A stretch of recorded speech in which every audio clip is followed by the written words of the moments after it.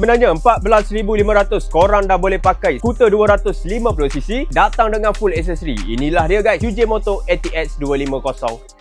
So skuter ni dia kategori adventure touring. Kalau korang tengok rim dia bagi rim spoke, datang siap dengan USD4. So handling motor ni mesti sedap. So motor ni juga dia provide dengan 4 ketul lampu LED projector, memang sangat terang. Extra dia bagi DRL dia slim je, memang nampak cantik gila guys. Datang sekali dengan windshield adjustable, tapi yang ini manual lah.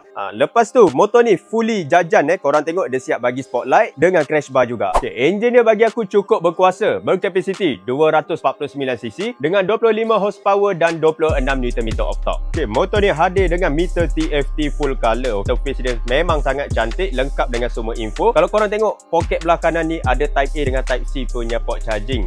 Untuk variant X ni, kalau korang tengok dia bagi seat yang sangat-sangat selesa, sangat-sangat wide. Datang dengan backrest, memang tak sakit belakang. Jom kita tengok kompartmen bawah seat. Cukup untuk barangan harian korang.